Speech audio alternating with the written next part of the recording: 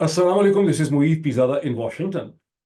अब जब मैं बोल रहा हूँ पाकिस्तान के जो मुमकिन इंतखाबात हैं 8 फरवरी 2024 के, उनके दरमियान अब 2 ढाई दिन रह चुके हैं। ये वही इंतखाबात हैं जिनके बारे में फॉर्मर प्राइम मिनिस्टर पाकिस्तान जनाब इमरान खान ने चंद दिन या चंद हफ्ते पहले इस खदशे का इजहार किया था कि लगता है कि ये मदर ऑफ ऑल सिलेक्शंस होने जा रही है। अब ये मदर ऑफ ऑल सिलेक्शंस है या ये इंतखाबात हैं, जैसे कैसे भी हैं, इनके दरमियान अब सिर्फ 2 दिन का वक्फा है जिसके बाद ये इंतखाबात होने।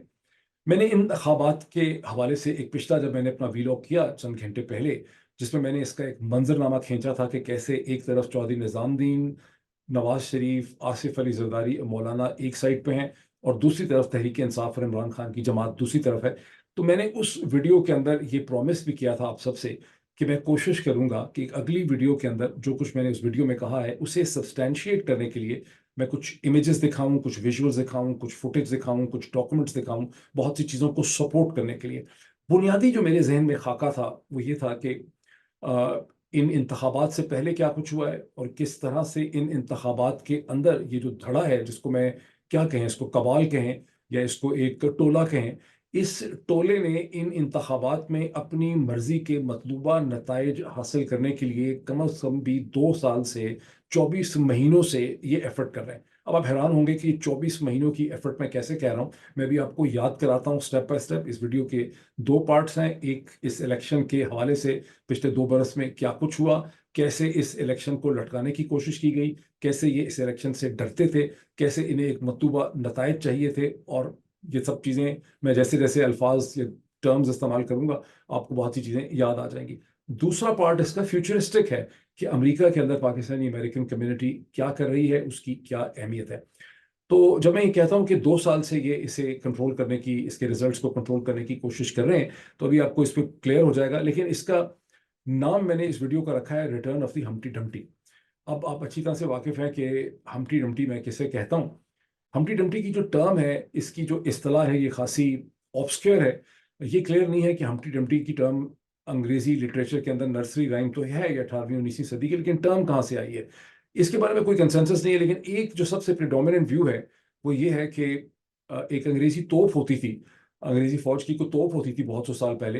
वो जब गिर के टूट गई, उसके टुकड़े बिखर गए, उसको जोड़ने की कोशिश की गई, लेकिन उसको जोड़ा ना जा सका। इसीलिए नर्सरी राइम की जो टर्म्स हैं वो ये कहती हैं कि all the Kings horses, all the Kings man couldn't put Humpty Dumpty together again. लेकिन पाकिस्तान के केस में जो मुआवजा हो रहा है वो ये है कि पाकिस्तान की जो मिलिट्री इस्टेब्लिशमेंट है वो हम्टी डम्टी जो टूट फूट चुका है उसको पूरी मेहनत करके जोड़ भी रहे हैं। और उन्होंने पूरा तहिया किया हुआ है कि इस हम्टी डम्टी को पाकिस्तान के 24 करोड़ लोगों के ऊपर जाके उन्होंने नाफिज जो है वो कर देना है। ये अच्छा, अब ये पाकिस्तानी फौज का कोई रोमांस नहीं है, ये बड़ी ज्यादती है। मैं हमेशा आपको कहता हूँ कि पाकिस्तानी फौज रजिया गुंडों में फंस गई। ये तो जनरल बाजवा की वजूहात का किसी को ठीक तरह से नहीं पता। लेकिन जो भी रोमांस था नवाज शरीफ साहब के साथ, या मजबूरी थी या कोई अरेंजमेंट था, वो जनरल बाजवा का अरेंजमेंट था, ये फौज का अरेंजमेंट नहीं था। लेकिन जनरल बाजवा चूंकि आर्मी चीफ की इतनी ताकत और इतनी पावर होती है, जो एक बहुत बड़ा ऑर्गेनाइजेशनल थ्योरी के पॉइंट ऑफ व्यू से फ्लॉ है कि इतना बड़ा इदारा जो है उसको एक शख्स जो है अपनी मर्जी से कंट्रोल कर सकता है, तो जनरल बाजवा ने सारी चीज़ों की डायरेक्शन उस तरफ कर दी। इसके बारे में कोई, मुझे कम से कम कोई अभाम नहीं है कि ये जो कुछ भी किया वो जनरल बाजवा ने किया और ये कोई फौज का डिसीजन नहीं था। लेकिन आर्मी चीफ के अंदर ऐसी कैपेसिटी है उसके ऑफिस के अंदर कि वो जो करना चाहता है वो कर गुजरता है। लेकिन एक बड़ा इंटरेस्टिंग इसमें अच्छा, एक कहना इसमें बड़ा ज़रूरी है कि इन्होंने इतनी, यानी पाकिस्तान की मिलिट्री इस्टेब्लिशमेंट जो है, वो जो मीर ने एक दफ़ा कभी कहा था कि इस आशिकी में इज़्ज़त सादात भी गई, कि ये इतने डेस्परेट हैं नवाज शरीफ को रिसरेक्ट करने के लिए कि उसमें अपनी 50 साल की जो इज़्ज़त थी, जो कमाई थी शहदा की, जिसमें मेजर अजीज़ भट्टी, मेजर तुफैल, कर्नल शेर खान, लालक जान, राशिद मनहास, उन सब की जो कमाई हुई इज़्ज़त थी वो भी इन्होंने इस भट्टी के अंदर झोंक दी है। बहरहाल, एक किस्सा किस्सा तो नहीं है ये एक फैक्ट्स हैं जो मुझसे शेयर किए गए थे, जो मैं आपसे अगर शेयर करूं तो बड़ी आपको इसमें अंडरस्टैंडिंग मिल सकती है। जनरल अजहर जो सीजीएस थे, chief of general staff general Bajwa के, टिल नवंबर 2022, जिन्होंने जनरल आसिम मुनीर के आर्मी चीफ बनने के बाद रिजाइन कर दिया था चंद दिन के बाद, उनके एक दोस्त ने मुझे ये बताया कि जनरल अजहर ने कुछ दिनों के बाद उन्हें ये बताया था कि जब उन्होंने पहली दफा लिस्ट भेजी प्राइम मिनिस्टर शहबाज शरीफ को, शॉर्ट लिस्ट भेजी army chief, next army chief के लिए, जब जनरल बाजवा अभी आर्मी चीफ थे, तो उस लिस्ट में जनरल आसिम मुनीर का नाम नहीं था, बिकॉज जीएचक्यू के रिकॉर्ड के हिसाब से उन्होंने अपॉइंटिंग जो डेट थी अपॉइंटमेंट की, उससे पहले उन्होंने रिटायर हो जाना था, तो लीगली तौर पर उनका नाम उस लिस्ट में शामिल नहीं किया गया था। फिर वो कहते हैं अकॉर्डिंग टू द सोर्स कि जनरल बाजवा ने उनको एक बड़ी डेस्परेट किस्म की, ऑलमोस्ट रोते हुए गिड़गिड़ाते हुए कॉल की और जनरल अजहर से ये रिक्वेस्ट की कि प्लीज इसमें आसिम मुनीर साहब का नाम आप इस लिस्ट के अंदर डालें। और उनके प्रेशर में आके, उनकी रिस्पेक्ट में, जनरल अजहर ने आसिम मुनीर साहब का नाम उस लिस्ट में डाला। अब अगर ये सोर्स सही कहता है और इसकी मुझे यानी इसकी क्रेडिबिलिटी पे कोई शक नहीं किया जा सकता, ये एक क्रेडिबल रिस्पेक्टेबल सोर्स है, तो इसका मतलब ये है कि जनरल बाजवा के ऊपर नवाज शरीफ साहब को, जो उस वक्त लंदन में बैठे हुए थे, शहबाज शरीफ पाकिस्तान में थे, ट्रैवल भी उन्होंने किया था लंदन में, लेकिन नवाज शरीफ को जनरल बाजवा के ऊपर किसी न किसी किस्म का एक कंट्रोलिंग इन्फ्लुएंस जो है वो हासिल था। वो क्यों हासिल था? जनरल बाजवा को नवाज शरीफ क्यों प्रेशराइज कर सकते थे, क्यों ब्लैकमेल कर सकते थे, क्या अरेंजमेंट था, क्या वजूहात थी, वो बिल्कुल भी क्लियर नहीं है, लेकिन कुछ ना कुछ इन्फ्लुएंस उनको जनरल बाजवा के ऊपर जरूर था। खैर, आगे चलते हैं। अब जो कहानी इसकी है इलेक्शन की, जिसके बारे में मैं कहता हूँ कि ये वो इलेक्शन है जिसे ये जो कबाल, ये ग्रुप है, ये जो टोला है, इसको पूरे 2 साल से एफर्ट कर रहा है इसको अपनी मर्जी के नताइज हासिल करने के लिए। और ये कहानी बड़ी दुख की कहानी है, ये झूठ की कहानी है, ये जुल्म की कहानी है, और ये जुल्म की कहानी शुरू हो जाती है कहीं जनवरी 2022 से। और अब देखें आप, जब आप फरवरी 2024 में हैं तो आपके पूरे 2 बरस जो हैं वो गुजर चुके हैं। ये कहानी कब शुरू होती है? ये कहानी उस वक्त शुरू होती है जब मौलाना फजल रहमान पीडीएम के प्रेसिडेंट हैं, नवाज शरीफ की पार्टी यहाँ पे है, नवाज शरीफ बरतानिया में है, आसिफ अली जरदारी, बिलावल, ये सब मिलके ये ऐलान कर देते हैं कि हम एक कैंपेन रन करेंगे और इमरान खान को जो है उसको रिजाइन कर देना चाहिए, मईशत के हालात बहुत बुरे हो गए हैं, पाकिस्तान में जल्दी इलेक्शन होने चाहिए, हमें अर्ली इलेक्शन चाहिए। तो जब ये टेलीविजन प्रोग्राम्स में आते हैं इनके नुमाइंदे, तो वो कहते हैं कि चूंकि मईशत के बहुत बुरे हालात हैं, इसलिए हम चाहते हैं कि इमरान खान की हुकूमत को रिजाइन करना चाहिए और हम लोगों को आना है और मईशत को फिक्स करना है। लेकिन जब प्रोग्राम्स के अंदर ब्रेक होती है या प्रोग्राम खत्म हो जाता है और आप अपने गेस्ट को छोड़ने के लिए बाहर गेट तक जाते हैं, तो ये आपके सामने बरमला ये मानते हैं कि हमें खतरा ये है, हमें यकीन है, हमें खबर मिली है अंदर से जराए से कि इमरान खान ने ये फैसला कर लिया है कि वो बहुत जल्दी, समवेयर अराउंड अप्रैल या मई ही, जनरल फैज जो हैं उनको वो आर्मी चीफ बना देंगे इमरान खान। और फिर जब जनरल फैज को बनाएंगे, जल्दी बना देंगे, उसके बाद ये जल्दी इलेक्शन भी करवा सकता है 2022 में, और ये जनरल फैज की मदद से, जनरल फैज हमीद की मदद से इमरान खान इलेक्शन जो है अपने कंट्रोल कर लेगा और ये 5 साल के लिए बैठ जाएगा। और हमने तो पहले ही बहुत ज़्यादा जुल्म सहा है और हम मजीद इसको बर्दाश्त नहीं कर सकते, इसलिए हमारे लिए बहुत ज़रूरी है कि हम इमरान खान की हुकूमत को ख़त्म करें और जल्दी इलेक्शन जो है होने चाहिए। उस वक्त की इलेक्शन की बात करते हैं। अच्छा, उसके बाद जब कहानी चलती है, मैं फास्ट फॉरवर्ड कर रहा हूँ, मैं आपको चीज़ें याद कराता चला जाऊंगा, और ये सब चीज़ें आपकी देखी नहीं है, कोई चीज़ इसमें से ऐसी नहीं है जो आपने सुन नहीं रखी, आपको पता नहीं है, लेकिन मैं सिर्फ उसको जोड़ रहा हूँ और आपको याद आता चला जाएगा। जब इमरान खान, और इसीलिए मैं हर चीज़ की एक्सप्लेनेशन भी यहाँ पे नहीं दे रहा, जब इमरान खान ने towards the end of March and April अपनी काउंटर मूव की, जब कासिम सूरी डिप्टी स्पीकर थे और कासिम सूरी ने आर्टिकल 69 का इस्तेमाल करते हुए उन्होंने वोट ऑफ नो कॉन्फिडेंस को बाहर फेंक दिया। उसके बाद प्राइम मिनिस्टर इमरान खान की रिकमेंडेशन के ऊपर असेंबली डिसॉल्व कर दी गई। इमरान खान की हुकूमत ही खत्म हो गई। आपको याद करा रहा हूँ, इमरान खान की हुकूमत खत्म हो गई थी in the first week of April 2022। हुकूमत खत्म हो गई, इलेक्शन की तारीख का ऐलान कर दिया गया था। और जब ये सब कुछ हो गया, जल्दी जल्दी जल्दी किया, जाहिर है ये बहुत कंट्रोवर्शियल था, तो ये पीडीएम की जमातें जनरल बाजवा के कंधे पर सवार होकर सुप्रीम कोर्ट में चली गई, जो फिर मशहूर है कि प्रिजन वैन्स आई, सब कुछ हुआ। और सुप्रीम कोर्ट से फैसला लेके 7 अप्रैल को इन्होंने पाकिस्तान की नेशनल असेंबली को नए सिरे से बहाल कर दिया। याद आया आपको? जब उन्होंने बहाल कर दिया और फिर वोट हुआ, दोबारा नए सिरे से रिसेलेक्ट हो गया, और 9 अप्रैल को हुकूमत खत्म हो गई इमरान खान की, और 10 अप्रैल 2022 को शहबाज शरीफ पाकिस्तान के प्राइम मिनिस्टर बन गए। तो इन्होंने आके ये कहा कि जनाब, हम तो हुकूमत करने नहीं आए, हम तो इकॉनमी को ठीक करने के लिए आए हैं, हमने तो अर्ली इलेक्शन करवाने हैं, और हम जो है फौरी तौर पे बस अब सोच रहे हैं कि बजट से पहले खत्म कर दें या बजट के बाद खत्म कर दें, हम बहुत जल्दी इलेक्शन का ऐलान कर दें। जब इनकी ये कंफ्यूजन इलेक्शन की बढ़ती चली गई और इमरान खान को लगा कि ये इलेक्शन का ऐलान नहीं करेंगे, तो इमरान खान ने एक लॉन्ग मार्च का ऐलान कर दिया। उस लॉन्ग मार्च को फेल करने के लिए इस पीडीएम की जमातों ने with the active help of general Bajwa एक बड़ा मैसिव क्रैकडाउन किया, एक रेन ऑफ टेरर का आगाज किया, जिसमें पंजाब के अंदर 4,400 घरों को रेड किया गया, दीवारें फैलांगी गई, दरवाजे तोड़े गए, बच्चों औरतों को हरासा किया गया, बहुत से लोगों को गिरफ्तार किया गया, सड़कों पर बड़ी मारपीट की गई। फास्ट फॉरवर्ड करते हैं, अब इन्होंने ये कहा कि चूंकि इमरान खान ने ये हमारे खिलाफ लॉन्ग मार्च की है और हमें ब्लैकमेल करने की, थ्रेटन करने की, डराने की कोशिश की है, इमरान खान ने दबाव दिया है, डिमांड की है, तो अब तो हम बिल्कुल, पहले तो हम सोच रहे थे, हम तो फैसला कर चुके थे, नवाज शरीफ साहब तो बहुत ही ज्यादा डेस्परेट थे अर्ली इलेक्शन करने के, लेकिन अब चूंकि हम अगर इस तरह से इलेक्शन करवाएंगे तो लगेगा कि हम इमरान खान से डर गए, अब हम इलेक्शन नहीं करवा रहे। अब हम इलेक्शन जो है सितंबर में करवाएंगे, सितंबर 2022 से पहले इलेक्शन जो है वो नहीं हो सकते। लेकिन याद रहे कि जब पहले हफ्ते में, अप्रैल 2022 के पहले हफ्ते में सुप्रीम कोर्ट में बुलाया गया था इलेक्शन, चीफ इलेक्शन कमिश्नर को, बल्कि खुद ही शायद वो हाजिर हो गए थे वहां पे, और उन्होंने वहां पे आके कहा था कि मैं इलेक्शन 3 महीने में, 90 दिन में नहीं करा सकता, मुझे इसके लिए 6 महीने चाहिए, और सितंबर 2022 से पहले मैं इलेक्शन नहीं करा सकता। क्योंकि झूठ पे मबनी है पाकिस्तान का पूरा सिस्टम, सारे मीडिया ने ये कबूल कर लिया कि अब शायद इलेक्शन जो है वो सितंबर 2022 में होंगे, और बड़े हफ्तों महीनों तक ये बहस चलती रही कि इलेक्शन अब सितंबर में हो जाएंगे, अक्टूबर में हो जाएंगे, अब होंगे होंगे कि नहीं होंगे, वगैरह वगैरह की कहानी जो है वो चलती रही। इन बिटवीन इन्होंने एक रेन ऑफ टेरर अनलीश किया मीडिया के खिलाफ और पॉलिटिकल वर्कर्स के खिलाफ, जिसका पहला सबसे नोटेबल मशहूर विक्टिम जो है वो मेरा ख्याल है डॉक्टर शहबाज गिल हैं, जिन्हें उठाया गया, एब्डक्ट किया गया, जिस्मानी टॉर्चर किया गया, उनके नाजुक हिस्सों के ऊपर इलेक्ट्रिक करंट और शॉक लगाए गए। फिर अब मुझे सीक्वेंस याद नहीं है तारीखों की, लेकिन जमील फारूकी को अगवा किया गया, जमील फारूकी को भरना करके मारा गया। फिर अमाद यूसुफ के घर का दरवाज़ा तोड़ के आधी रात को एयरवाई के जो प्रेसिडेंट हैं उनको उठा लिया गया। फिर इमरान रियाज का वाक़या आपके सामने है। फिर अयाज अमीर साहब को सड़क के ऊपर से दो किया गया। फिर prominent columnist and television anchor person जनाब गुलाम हुसैन साहब को एक रेस्टोरेंट में जब खाना खा रहे थे वहां से उठा के ले गए, और भी बहुत से लोगों को, पॉलिटिकल वर्कर्स को इन्होंने उठाया, मारा, जदोकूब किया। ये मैं अभी 2022 की बातें कर रहा हूँ। उसकी क्लाइमैक्स उस वक्त आती है जब हम सबके अजीज दोस्त शहीद अरशद शरीफ को इन्होंने पहले ताकुब किया दुबई में, उसके बाद कीनिया में इन्होंने उनको गन डाउन किया। अब कीनिया में कत्ल करने वाले कीनियन थे या कोई पाकिस्तानी ओरिजिन के थे, ये इमटेरियल है, क्योंकि मेरा ख्याल है कि अब किसी को भी रत्ती भर भी ये शक नहीं होगा कि शहीद अरशद शरीफ के कत्ल के तमाम मुहर्रकात और तमाम मास्टरमाइंड पाकिस्तान में, उनको एक्सिक्यूट करने वाले टूल्स होंगे कीनिया के अंदर, लेकिन उसके तमाम कॉजेज एंड ओरिजिन्स जो हैं वो पाकिस्तान में लाया करते हैं।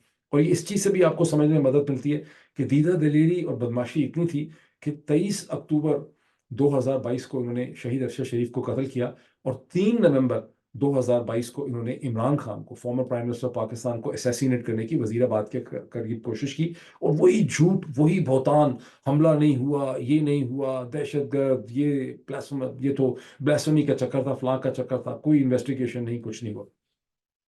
उसके बाद की अगर हिस्ट्री फास्ट फॉरवर्ड करें, इस तरह से इन्होंने इमरान खान के खिलाफ 150 केसेस बनाए, करप्शन के, कत्ल के, तौहीन अदालत के, दहशतगर्दी के, बगावत के। फिर इमरान खान को पकड़ लिया, फिर 180 दिन से ज़्यादा हो चुके हैं कि इमरान खान जो है वो जेल के अंदर है। इन बिटवीन, चूंकि ये पहले मैंने जिक्र कर दिया केसेस का, मई 9 का जो इन्होंने नाटक खेला, अच्छा, अब एक उससे पहले, मई 9 से पहले पीछे चले जाते हैं। जब इन्होंने नया आर्मी चीफ अपना लगा लिया, आसिम मुनीर साहब को लगा लिया, और इमरान खान के ऊपर कातलाना हमला हुआ, तो एक लंगड़ाता हुआ इमरान खान नवंबर के 26 तारीख को पिंडी पहुंचा, जिसने ये ऐलान किया वहां पे फैजाबाद के इलाके के करीब, मरी रोड फैजाबाद के जंक्शन के ऊपर, हमने ये फैसला किया है, मैंने बहुत सोचा है, मैंने बहुत फैसला किया है कि इस पूरे क्राइसिस का हल क्या है। और फैसला मैंने ये किया है कि हम खैबर पख्तूनख्वा और पंजाब की असम्बलियाँ जो हैं उसे तोड़ देंगे, और ताकि, और बेसिकली उसने कहा कि आप अर्ली इलेक्शन करवा दें, अदरवाइज हम ये असम्बलियाँ तोड़ देंगे। बड़ी रीजनेबल डिमांड थी कि हम ये असम्बलियाँ तोड़ देंगे तो भी आपको इलेक्शन करवाने पड़ेंगे। इन अदर वर्ड्स, आपको बेसिकली इमरान खान का तुरप का पत्ता, ये कार्ड ये था कि क्या आप ये चाहेंगे कि इलेक्शन अलग अलग टाइमों में हो, अलग वक्तों पे हो, यानी हम खैबर पख्तूनख्वा पंजाब में तो सर हम इलेक्शन फोर्स कर सकते हैं, हमारी हुकूमतें हैं, वरना आप क्यों नहीं, आप सारे इलेक्शंस एक वक्त में करा देते। मैं आपको याद करवा रहा हूँ कि सीक्वेंस इवेंट्स क्या थी, बिकॉज आधी जद्दी बातें जो हैं वो बताई जाती हैं। बहरहाल इमरान खान ने जब असम्बलियाँ तोड़ दी, अब मैं पीछे मुड़ के, इन हाइंडसाइट कहते हैं ना, हाइंडसाइट इज 2020, इमरान खान को बिल्कुल समझ आ चुकी थी कि ये इलेक्शन अक्टूबर 2023 में भी नहीं करवाएंगे अनलेस कि इनको फोर्स किया जाए, बिकॉज इनका हदफ इलेक्शन नहीं है, इनका हदफ तहरीक इंसाफ को ख़त्म करना है। ये उतनी देर तक इलेक्शन नहीं करवाएंगे जितनी देर तक इमरान खान की जमात तहरीक इंसाफ को ये सियासी तौर पे ख़त्म नहीं कर देंगे, डिसफंक्शन नहीं कर देंगे, तबाह बर्बाद नहीं कर देंगे। ये इनका बुनियादी गोल है। ये इमरान खान को बात समझ आ चुकी थी, और इमरान खान खैबर पख्तूनख्वा और पंजाब की असम्बलियाँ तोड़ के बेसिकली तौर पे एक क्राइसिस खड़ा करना चाह रहे थे, चीज़ों को स्पीड अप करना चाह रहे थे, ताकि ये मजबूर हो जाएं नेशनल इलेक्शन करवाने के लिए। बहरहाल जैसा कि हुआ, इन्होंने ना केपी में इलेक्शन करवाए, ना पंजाब में कराए, ना सुप्रीम कोर्ट की बात मानी, ना प्रेसिडेंट की बात मानी। इन्होंने हाई कोर्ट, सुप्रीम कोर्ट सबको डिसफंक्शनल कर दिया। इन्होंने बेदरेक ताकत का इस्तेमाल किया, और उसके बाद इन्होंने अक्टूबर 2023 में इन्होंने इंतखाबात नहीं करवाने थे, बिकॉज अभी तक ये तहरीक इंसाफ को ख़त्म नहीं कर पाए हुए थे। फिर इन्होंने किया मई 9 का नाटक। अभी भी ऐसे मुनाफिक मौजूद हैं पाकिस्तानी मीडिया में जो लिखते हैं, कहते हैं कि बड़ा गुस्सा पाया जाता है एस्टैब्लिशमेंट में मई 9 का।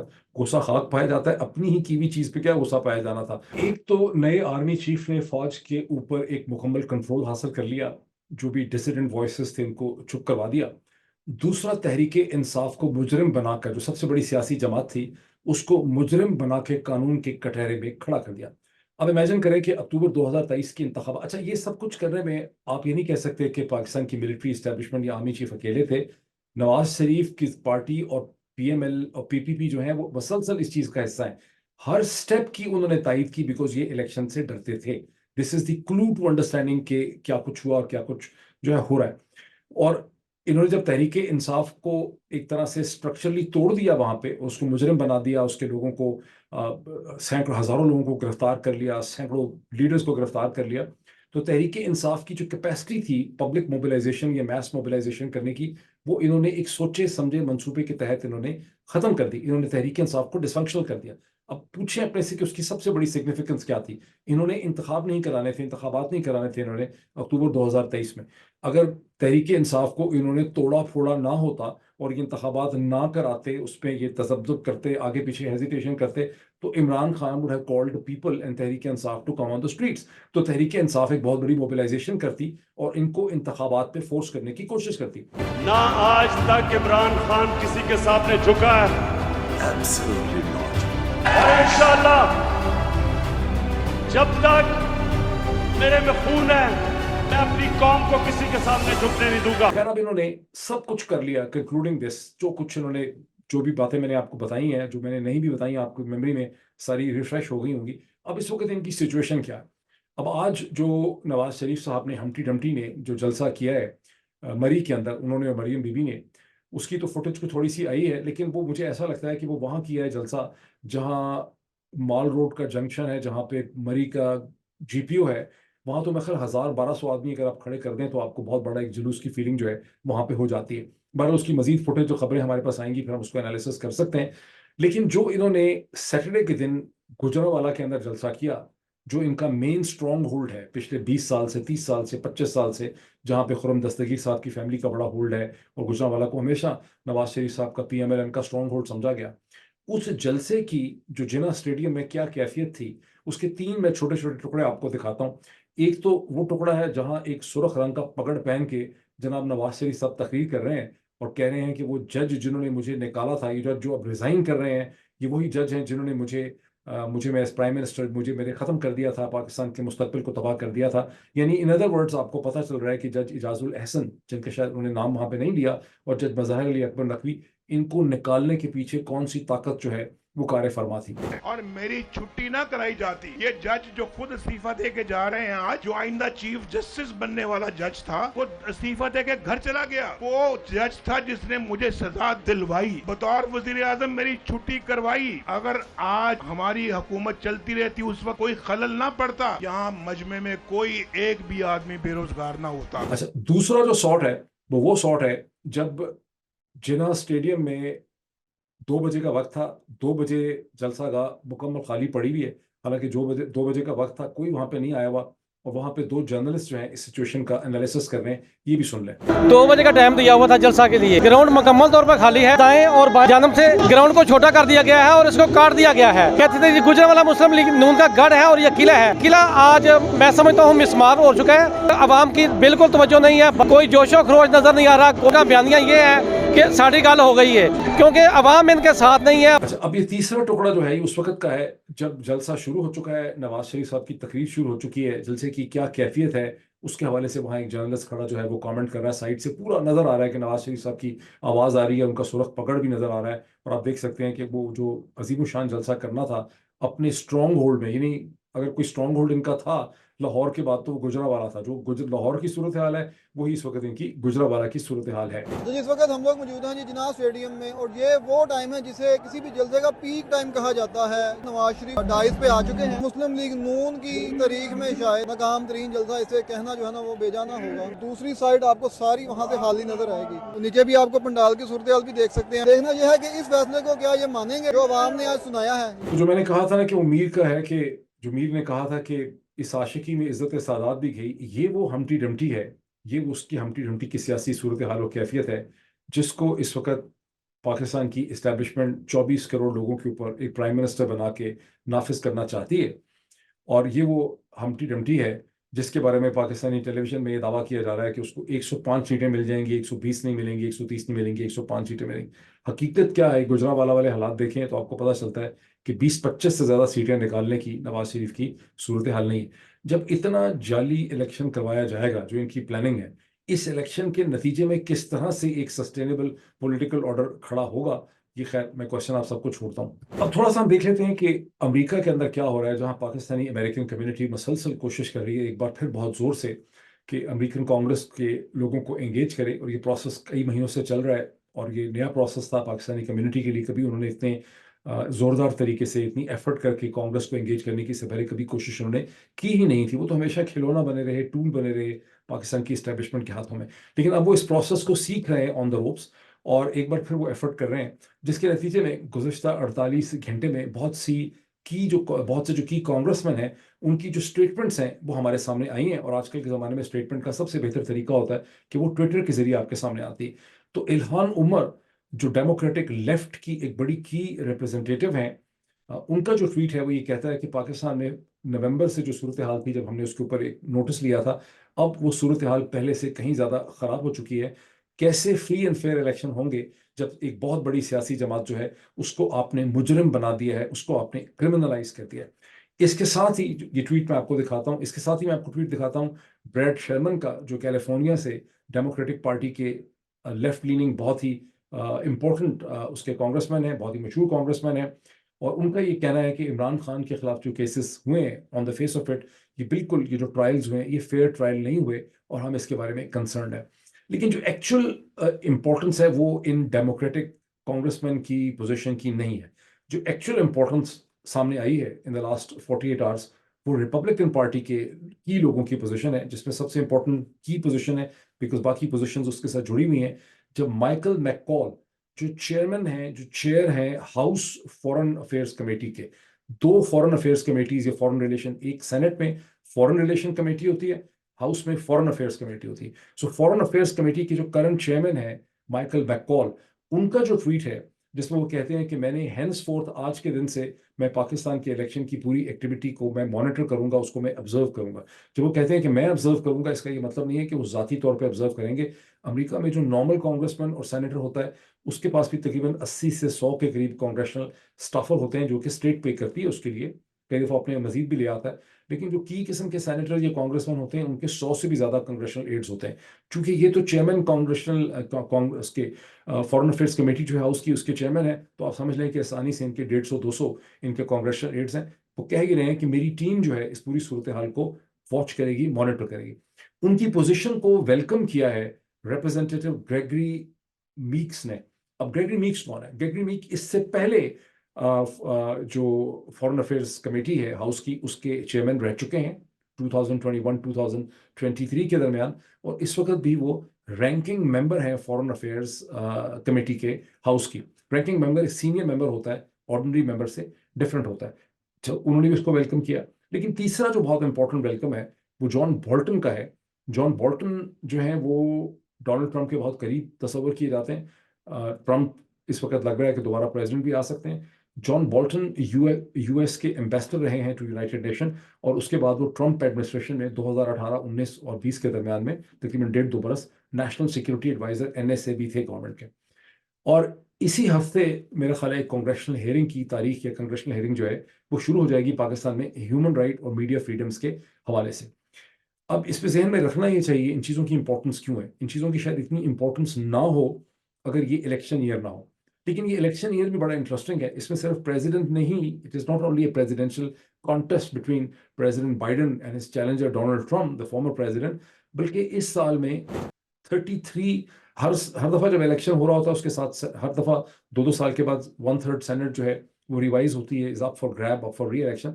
तो 34 सेनेटर जो हैं 33 + 1, 34 सेनेट के भी इलेक्शन है 5 नवंबर को, और पूरा का पूरा जो हाउस है 435 का, that is up for election. So पूरा हाउस 435 मेंबरान और सेनेट की 34 सीट्स जो है वो इलेक्शन के लिए अप। इसका मतलब क्या है? इसका मतलब है कि इस वक्त एक बड़ी पॉलिटिकल सिस्टम के अंदर फ्लूइडिटी है, पॉलिटिकल सिस्टम में एक ट्रांजिशन हो रही है, और पाकिस्तानी अमेरिकन कम्युनिटी जो नॉर्मल हालात में इतनी इन्फ्लुएंशियल नहीं हो सकती, इन सेट्स ऑफ सर्कमस्टांसेस में अगर अपने एक्ट को ऑर्गेनाइज करे मेंटली तौर पर with the help of consultants, सोच समझ के, अगर खास करके यूनाइटेड तरीके से, तो वो पाकिस्तान के लिए, पाकिस्तानी अमेरिकन कम्युनिटी इस स्टेज के ऊपर बहुत कुछ कर सकती। अब 5 मेरे सामने मैंने डिमांड्स अपने सामने रखी हैं जो इस सामने। अच्छा, ये भी ध्यान में रखें कि IMF का प्रोग्राम भी इनको फौरी तौर पे पाकिस्तान को मार्च में मेरा ख्याल है एक सेकंड प्रोग्राम भी IMF का शुरू करना है जो 5-6-7 बिलियन डॉलर का हो सकता है। एक बहुत बड़ा जो सवाल जहनों में रखने की बात है कि अब तक तो पाकिस्तान में एक मार्शल लॉ प्लस चल रहा है, अदालतें सस्पेंडेड हैं, हैबियस कॉर्पस सस्पेंडेड है, जिसको चाहते हैं उठा लेते हैं। क्वेश्चन ये है कि जब 8 फरवरी 2024 के इंतखाबात हो जाएंगे तो क्या ये मार्शल लॉ की कैफियत पाकिस्तान में बरकरार रखेगी कि नहीं, नई हुकूमत जो भी बनाई जाएगी वो भी मार्शल लॉ के तौर पर ही चल रही होगी, या वो एक सिविलियन किस्म की गवर्नमेंट होगी? बड़ा इंपॉर्टेंट क्वेश्चन है, इस पर किसी ने सोचा नहीं है। बिकॉज अगर मार्शल, ये जो सारा इन्होंने एक दबा के रखा हुआ है लोगों को, मीडिया को दबा के रखा हुआ है, इन्होंने पॉलिटिक्स को दबा के रखा हुआ है, लोगों को जेलों में रखा हुआ है, अदालतें डिसफंक्शनल है, ये तो इसलिए है कि मारधाड़ कर रहे हैं, ये मार्शल लॉ चला रहे हैं। तो क्या ये इस मार्शल लॉ को ये कंटिन्यू कर सकेंगे 8 फरवरी के बाद? और इस क्वेश्चन के अंदर जो पाकिस्तानी अमेरिकन कम्युनिटी है और जो कांग्रेस के अंदर एक आपका लेवरेज है, वो बहुत, उसकी अहमियत जो है वो बहुत बढ़ जाती है। 5 चीज़ें मैं आपके सामने रख सकता हूँ कि अगर पाकिस्तानी अमेरिकन जो हैं कांग्रेस के अंदर एक सस्टेन्ड मॉनिटरिंग प्रोसेस अचीव कर सकें पाकिस्तान में डेमोक्रेसी और ह्यूमन राइट्स की सिचुएशन में, और मैं बताता हूँ 5 पॉइंट्स कौन से होंगे सस्टेन्ड मॉनिटरिंग कमेटी के लिए। लेकिन अगर अमेरिकन कांग्रेस के अंदर कोई ऐसा टास्क फोर्स, ग्रुप और कमेटी बन जाए कुछ कांग्रेसमैन की, जिनके पीछे कांग्रेस के अंदर की एक HR टीम हो, जिसकी कांग्रेशनल टीम हो, एक कांग्रेशनल एड्स की एक टीम हो, और वो पाकिस्तान की सिचुएशन के ऊपर फोकस करे on a day to day basis कि पाकिस्तान में क्या प्रोग्रेस हो रही है डेमोक्रेसी की, ह्यूमन राइट की, जर्नलिज्म की। 5 पॉइंट्स उसमें इंपॉर्टेंट है। The progress in case of human rights, progress in case of media freedoms, progress in case of women, internet की क्या सिचुएशन है, क्यों आप देखते हैं बार बार ड्रॉप होता है, which is very important fundamental right.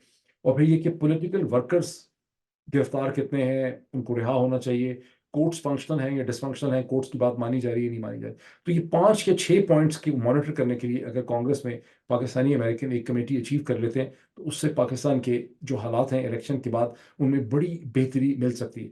मैंने बहुत सी चीज़ें नहीं भी कहीं, लेकिन मेरे ख्याल है बहुत से लोग समझ भी जाएंगे कि मैं क्या कह रहा हूँ। कि कहते हैं लोग पॉजिटिव भी बातें करें तो बहरहाल बहुत से लोग समझ जाएंगे मैं क्या बात कर रहा हूँ। फिर मुलाकात होती है आपसे।